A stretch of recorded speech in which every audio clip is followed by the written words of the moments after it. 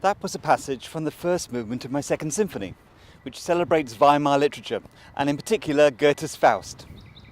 If Kant's epistemology deals with what we know, and Fichte's metaphysics deals with what there is, then still the emphasis of classic Weimar is, given what we might know and what there might be, how people should lead their lives. People should lead their lives by writing poetry and putting up glorious buildings. So I've come here to the Roman house, which was finished in 1797.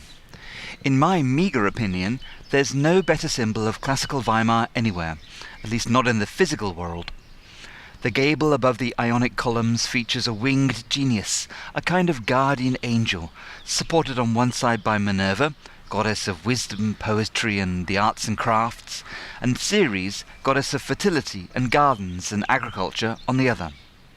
To my view, with the huge Doric pillars and the freestanding columns across the front of the building, it overlooks the park on the Ilm as if it were a temple of the ancient days. It should probably be filled with plaques and busts, like the Valhalla in Regensburg. The construction of the Roman house was supervised by Goethe, who was able to employ his personal experience of Roman architecture, having recently lived in Italy for 2 years. And thereafter it was used as a refuge for Duke Karl August to escape his duties at court.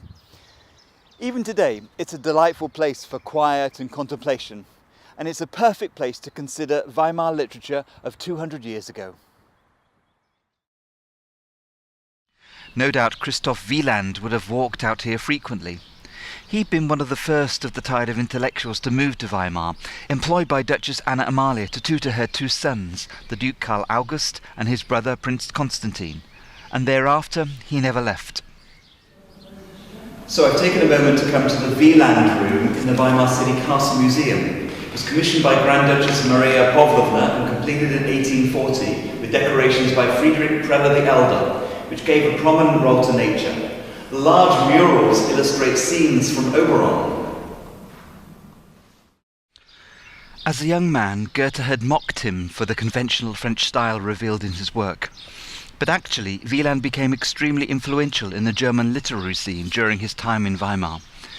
He established one of the most prominent literary journals in the region, and wrote a great deal of poetry on topical themes, including his verse epic Oberon, based on the French medieval tale and influenced by the Shakespeare.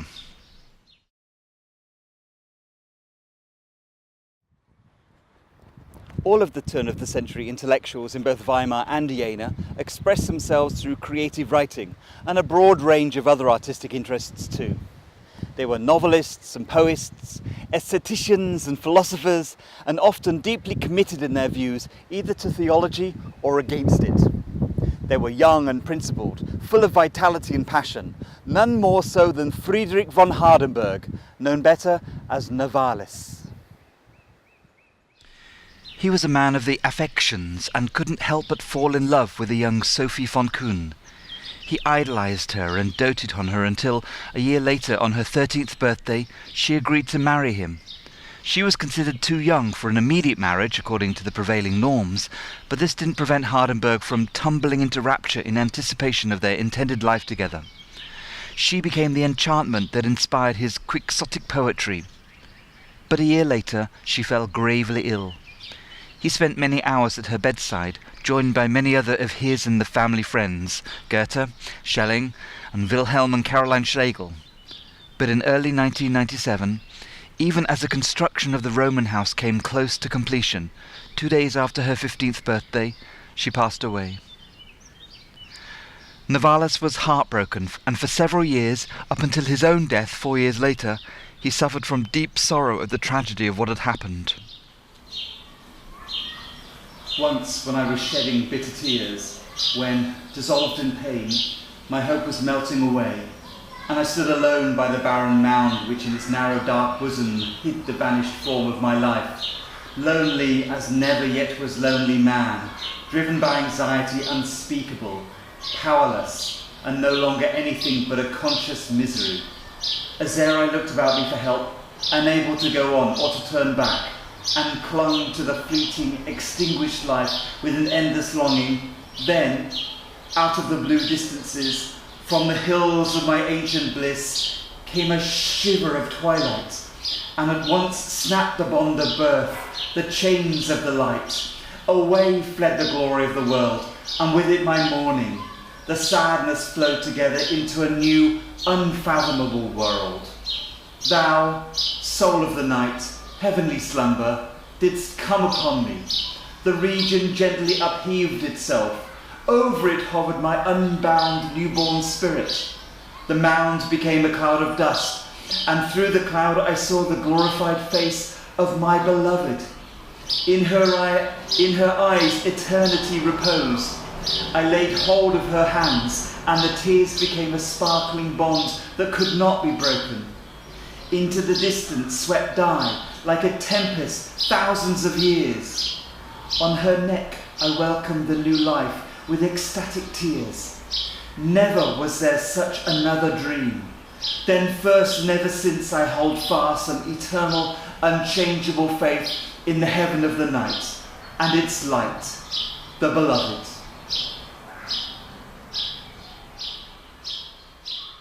Novalis' hymns to the night are about more than just Sophie's death and transfiguration, tragic as it was.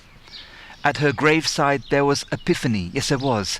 There was a supreme union between two spirits in the divine realms, the domain of the absolute.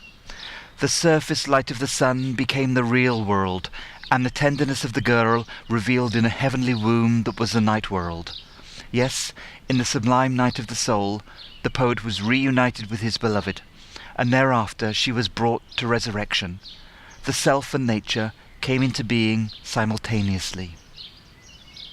But also, beneath the contingent chaos, beyond the loss and despair and lingering anguish, beyond the injustice of mortality, lay the enduring realm, infinite in spirit, transcendent, exultant over death. It's there in the ecstasy, that which teases the furtive veil of reality, that which is the unifying absolute.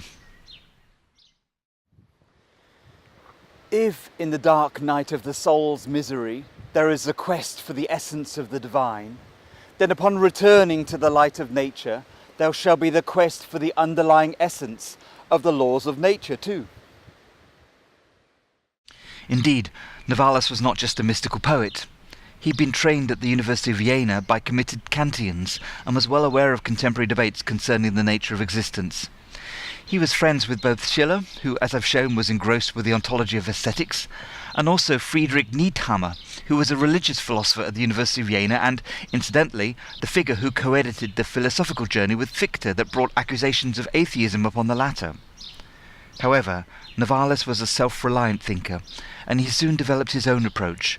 Revitalized, energized, he developed ideas that will be picked up later by others to become absolute idealism.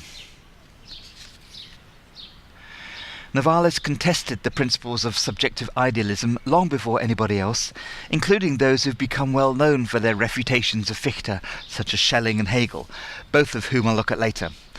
But it was Novalis who first argued that Fichte's metaphysics was unable to explain the organic development of nature, or the orderly concord to be found in the empirical sciences. Its weakness lay in its reliance on rational theory.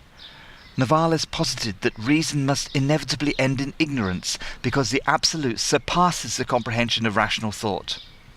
Novalis argued for the privileging of a magical element of thought. He argued that poetry and religion were, in the end, reformulations of the same doctrines espoused by philosophy or science, yet they possessed a more mystical quality that made them, in essence, more representative of the absolute.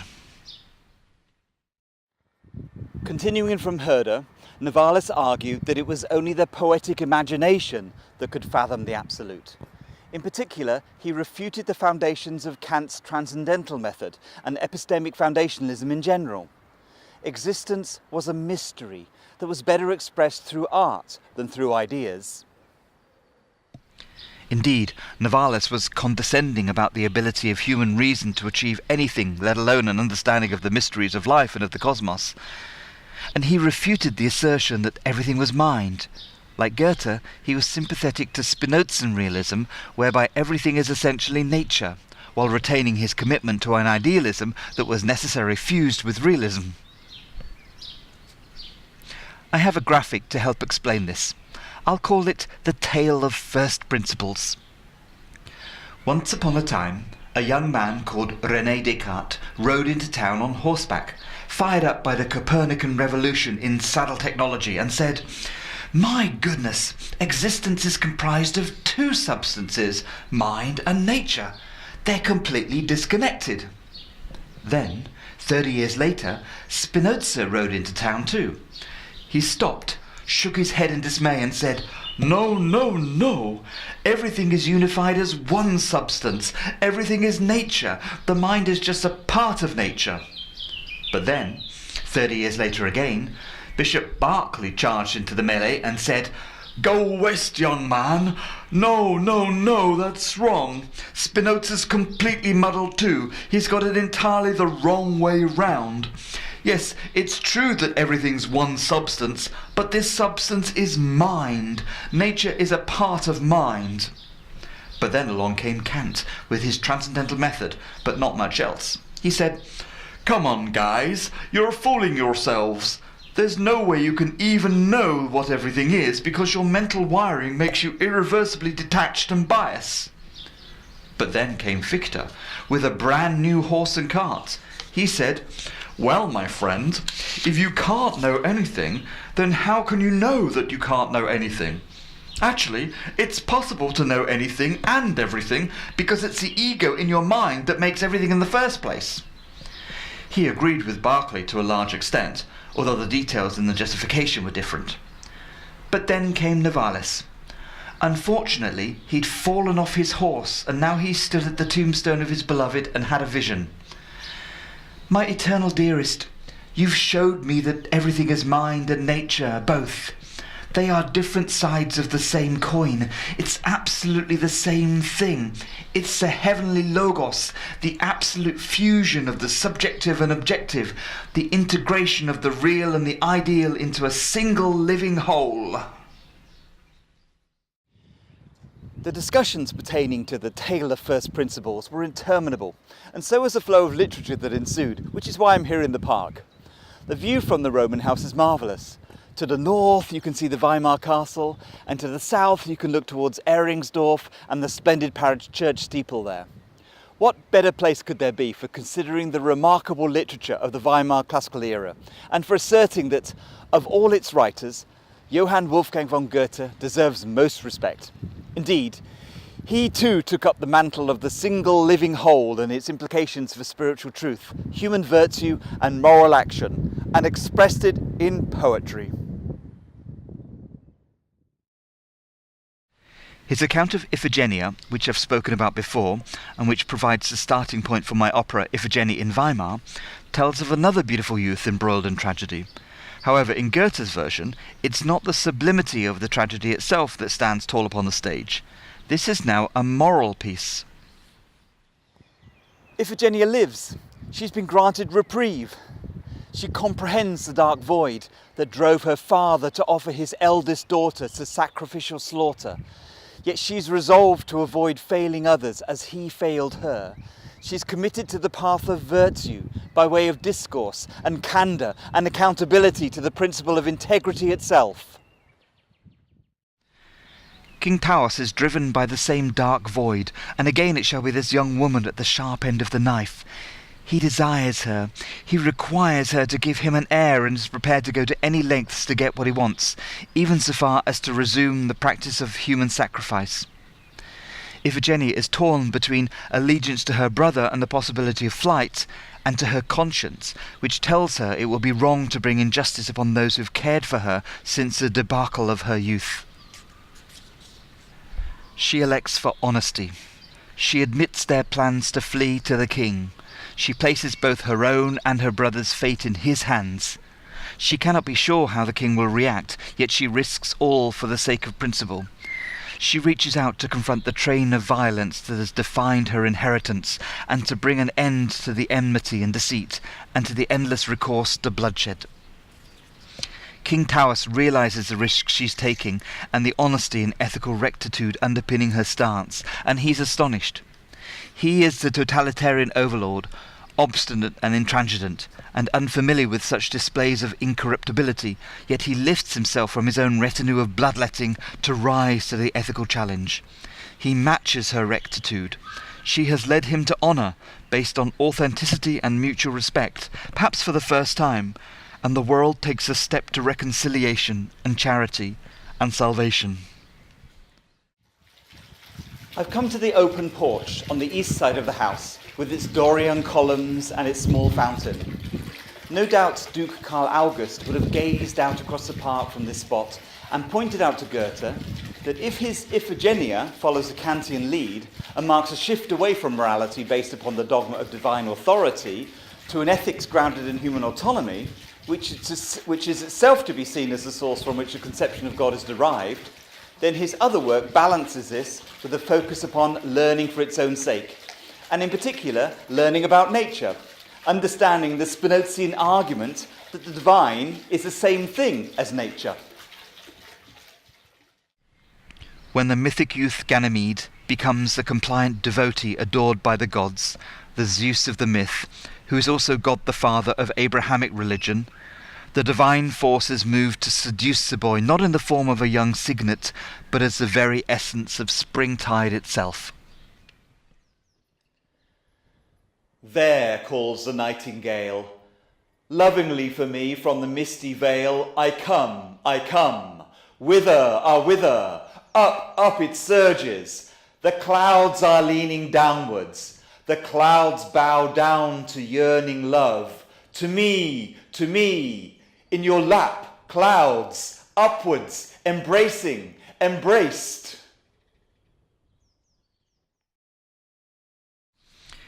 In the place of subservience to divine authority, not only is there celebration of life itself, without constraint, there is also the further encounter with learning.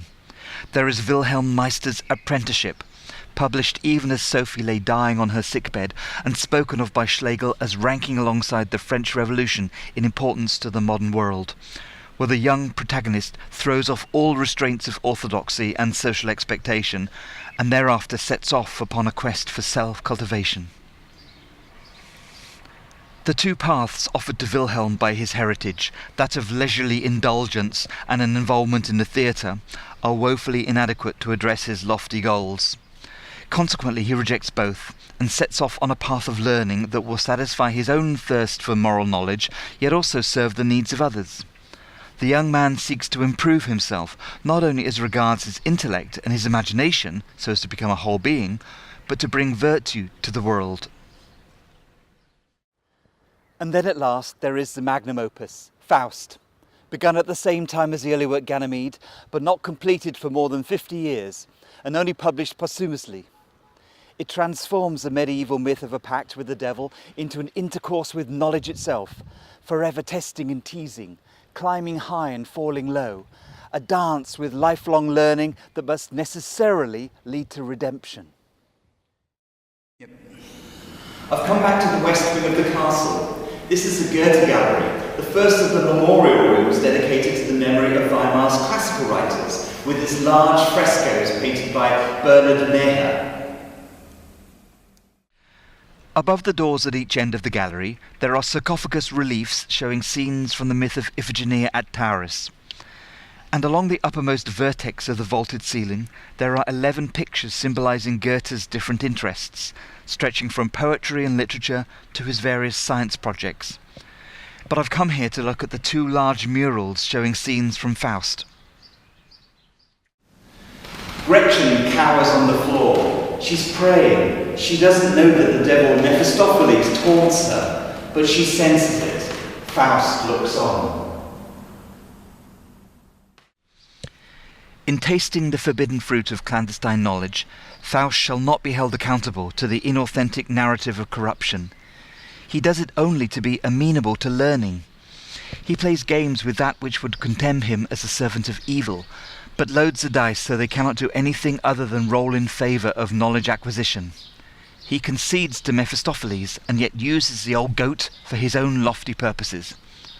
When he refutes the academic study of science and empirical knowledge that has failed so spectacularly to reveal the indisputable truth of unified mind-matter, and turns instead to the occult and to the pursuit of gratification, he simultaneously refutes the narrative of the occult as diabolical, and sensuous desire as demonic. If Mephistopheles tries to lead him astray, then he rejects the entire Christian orthodoxy of being led astray. I see clearly, but I'll confess quite freely, it's doubtful if that's the true one I see. The present's tempted to exaggerate, I hold to what the ancient texts relate. There I read she gave particular joy to all the grey-bearded men of Troy, and that fits perfectly here too, you see. I'm not young, still she gives joy to me. Even when Faust is offered the beautiful Gretchen, who is transformed magically into the classical Helen of Troy, the most endearing and most desirable thing in the world, he rejects the accusation of philanderer, and again he learns from the experience. Even when he turns old and can do nothing other than struggle with emptiness and restlessness, still his mind is inquisitive. Still he looks forward in anticipation of what is to come, until at last Faust is transfigured to the absolute in one of the most ironical pranks in all literature, using traditional Christian metaphor. So let's hear it all again, but this time as musical learning. Here's another passage from the first movement of my second symphony. The great hall welcoming Helen to the Festsaal auf dem Weimarer Stadtschloss.